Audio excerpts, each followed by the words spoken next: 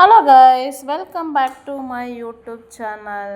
ಈ ದಿನ ನೆನ್ನೆ ಬ್ಲಾಗ್ ಆಗಿರ್ತಕ್ಕಂಡ್ರೆ ಬೆಳಗ್ಗೆ ಎದ್ದು ದೇವ್ರಿಗೆ ನಮಸ್ಕಾರ ಹಾಕಿ ಆಮೇಲೆ ಕಾಟನ್ನೆಲ್ಲ ಓಪನ್ ಮಾಡಿ ಬೆಳಕು ನೋಡಿದೆ ಎಷ್ಟು ಚೆನ್ನಾಗಿ ಬಂದಿದೆ ಅಂದರೆ ಅಷ್ಟು ಚೆನ್ನಾಗಿದೆ. ಆಮೇಲೆ ಡೋರೆಲ್ಲ ಓಪನ್ ಮಾಡಿ ಬಾಗಿಲು ತೊಳೆದು ರಂಗೋಲಿ ಬಿಟ್ಟು ರಂಗೋಲಿ ಹಾಕ್ಕೊಂಡ ರೆಡಿ ಮಾಡಿಕೊಂಡೆ.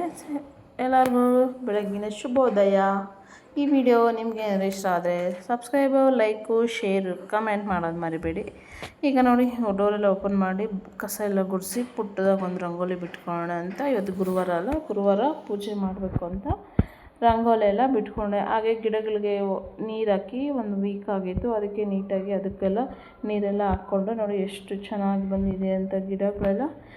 ಮತ್ತು ಬಿಸಿ ನೀರು ಬೆಳಗ್ಗೆ ಕಂಪಲ್ಸರಿ ಬಿಸಿ ನೀರಂತೂ ಕುಡಿತೀವಿ. ಅದೇ ರೀತಿ ಡೈಲಿ ಒಂದು ಲೋಟ ಬಿಸಿ ನೀರು ಕುಡ್ಕೊಂಡು ಸ್ಟವ್ ಮೇಲೆ ನೀರು ಕಾಯಕ್ಕೆ ಇಟ್ಕೊಂಡೆ. ಸ್ವಲ್ಪ ಜೀರಿಗೆ ಪೌಡರ್ ಸೇರಿಸ್ಕೊಂಡು ಒಂದು ಲೋಟ ಉಗುರು ಬೆಚ್ಚನೆ ನೀರು ಕುಡಿಯೋಣ ಅಂತ ಅಂದ್ಕೊಂಡೆ. ಇವತ್ತು ವಾಕಿಂಗ್ ಹೋಗೋಕ್ಕಾಗಿಲ್ಲ, ಯಾಕಂದರೆ ಈಚೆ ಹೋಗಬೇಕಾಗಿತ್ತು. ಅದಕ್ಕೆ ಮನೆಯಲ್ಲೇ ಬಿಸಿ ನೀರು ಕುಡ್ಕೊತ ವಾಕಿಂಗ್ ಮಾಡಿಕೊಂಡೆ. ವಾಕಿಂಗ್ ಮಾತ್ರ ಎಲ್ಲರೂ ತಪ್ಪದೇ ಮಾಡಿ, ನಿಮಗೆ ಎಷ್ಟಾಗುತ್ತೋ ಅಷ್ಟನ್ನ ವಾಕಿಂಗ್ನ ಮಾಡಿ. ನಾನಂತೂ ಮನೆಯಲ್ಲೇ ವಾಕಿಂಗ್ ಮಾಡಿಕೊಂಡು ಆಮೇಲೆ ಗುರುವಾರ ಅಲ್ಲ, ಅದಕ್ಕೆ ಪೂಜೆ ಮಾಡ್ಕೋಬೇಕಂತ ಮನೆಯೆಲ್ಲ ಕಸ ಗುಡಿಸಿ ಒರೆಸ್ಕೊಂಡೆ. ಆಮೇಲೆ ಬೆಳಗಿನ ತಿಂಡಿಗೆ ಚಪಾತಿ ಗೋರಿಕಾಯಿ ಪಲ್ಯ ಮಾಡ್ಕೊಂಡ್ವಿ. ಚಪಾತಿ ಅಂತೂ ತುಂಬ ಸಾಫ್ಟಾಗಿತ್ತು. ನಿಮಗೇನಾದರೂ ಚಪಾತಿ ಮತ್ತು ಗೋರಿಕಾಯಿ ಪಲ್ಯ ರೆಸಿಪಿ ಬೇಕಂದರೆ ನಾನು ಯೂಟ್ಯೂಬ್ ಚಾನಲಲ್ಲಿ ಸರ್ಚ್ ಮಾಡಿ ತುಂಬ ಸಿಂಪಲಾಗಿ ಮಾಡ್ಕೊಬೋದು. ರುಚಿ ಅಂತೂ ಸೂಪರಾಗಿರುತ್ತೆ ಕಣ್ರಿ. ಚಪಾತಿ ಮುಗಿಸ್ಕೊಂಡು ಎಲ್ಲರೂ ತಿಂದ್ಕೊಂಡ್ರು. ಹಾಗೆ ಬಾಟಲ್ಗೆ ನೀರು ಹಾಕ್ಕೋಬೇಕಲ್ವ, ಸೊ ಕಂಪಲ್ಸರಿ ಈ ಥರ ಬಾಟಲ್ಗಂತೂ ನೀರು ಮಿಸ್ ಮಾಡದೆ ಎಲ್ಲರೂ ಹಾಕಿ ಇಟ್ಕೊಳ್ಳಿ ಒಂದು ಹತ್ರ. ಆಗ ನಾವು ನೀರನ್ನ ಕುಡಿತೀವಿ. ಮತ್ತು ಈಗ ಪೂಜೆ ಮಾಡ್ಕೊಂಡು ಸ್ನಾನ ಎಲ್ಲ ಮುಗಿಸ್ಕೊಂಡು ಕಸ ಗುಡಿಸಿ ಮನೆ ಒರೆಸಿ ಹೊಸಲಿಗೆ ಅರ್ಶಿನ ಕುಂಕುಮ ಇಟ್ಕೊಳ್ಳೋ ಅಂತ ರೆಡಿ ಮಾಡ್ಕೊತಾ ಇದ್ದೀನಿ ಕಣ್ರಿ. ಈಗ ಹೊಸಲಿಗೆ ಅರ್ಶಿನ ಕುಂಕುಮ ಹಾಕ್ಕೊಳ್ಳೋಣ ಅಂತ ನೀಟಾಗಿ ಒರೆಸ್ಕೊಂಡು ಅರ್ಶಿನ ಕುಂಕುಮ ಇಟ್ಕೊಂಡೆ. ಮನೆಯಲ್ಲಿ ಪೂಜೆ ಮಾಡಿದೆ ಏನೋ ಒಂಥರ ಸಮಾಧಾನ. ನಿಮಗೂ ಇದೇ ಥರ ಆಗಿದೆ ಕಮೆಂಟ್ ಮೂಲಕ ತಿಳಿಸಿ. ಹಾಗೆ ಈ ವಿಡಿಯೋ ಇಷ್ಟ ಆದರೆ ನಾನು ಫಾಲೋ ಮಾಡೋದು ಮರಿಬೇಡಿ. ಈಗೆಲ್ಲ ಅರ್ಶಿನ ಕುಂಕುಮ ಇಟ್ಕೊಂಡು ಪೂಜೆ ಮಾಡ್ಕೊಂಡಂತ ರೆಡಿ ಮಾಡ್ಕೊತಾ ಇದ್ದೀನಿ. ಮೊದಲಿಗೆ ರಾಯರ ಒಂದು ನಾಮ ಹೇಳ್ಕೊಂಡು, ಪೂಜಾಯ ರಾಘವೇಂದ್ರಾಯ ಸತ್ಯ ಧರ್ಮ ರಕ್ಷಾಯ ಭಜತಾಂ ಕಲ್ಪವೃಕ್ಷಾಯ ನಮತಾ ಕಾಮಧೇನಿ. ಈಗ ನೋಡಿ ಹೊಸಲಿಗೆಲ್ಲ ಅರ್ಶಿನ ಕುಂಕುಮ ಇಟ್ಕೊಂಡಿದ್ದಾಯಿತು, ಹೂವು ಇಟ್ಕೊಂಡೆ. ಈಗ ಪೂಜೆ ಮಾಡ್ಕೊಳ್ಳೋಣ ಬನ್ನಿ.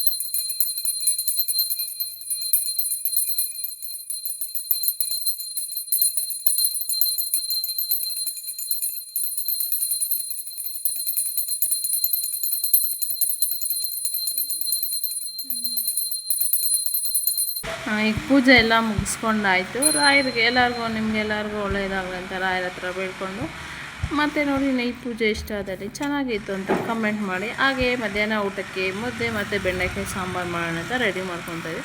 ಈಚೆ ಹೋಗಬೇಕು ಅಂತ ಬೇಗ ಎಲ್ಲ ಮಾಡಿಕೊಂಡೆ. ಪೂಜೆ ಮುಗಿಸ್ತಲ್ವ, ಈಗ ಸಾಂಬಾರು ಮಾಡ್ಕೊಂಡು ಅಂತ ಸ್ಟವ್ ಮೇಲೆ ಒಂದು ಬಾಣಲಿ ಇಟ್ಕೊಂಡು ಸ್ವಲ್ಪ ಎಣ್ಣೆ ಸೇರಿಸ್ಕೊಂಡು ಬೆಂಡೆಕಾಯಿನ ಚೆನ್ನಾಗಿ ಈ ಥರ ಫ್ರೈ ಮಾಡ್ಕೊಬೇಕು. ನಿಮ್ಗೆ ಯಾವ ಸೈಜಲ್ಲಿ ಬೇಕೋ ಆ ಸೈಜಲ್ಲಿ ಕಟ್ ಮಾಡ್ಕೊಳ್ಳಿ. ಬೆಂಡೆಕಾಯಿನ ನೀಟಾಗಿ ವಾಶ್ ಮಾಡಿ ಬಟ್ಟೆಯಲ್ಲಿ ಒರೆಸ್ಕೊಂಡು ಕಟ್ ಮಾಡ್ಕೊಳ್ಳಿ. ಈಗ ಚೆನ್ನಾಗಿ ಫ್ರೈ ಮಾಡ್ಕೊಳ್ಳೋಣ ಈ ಬೆಂಡೆಕಾಯಿನ.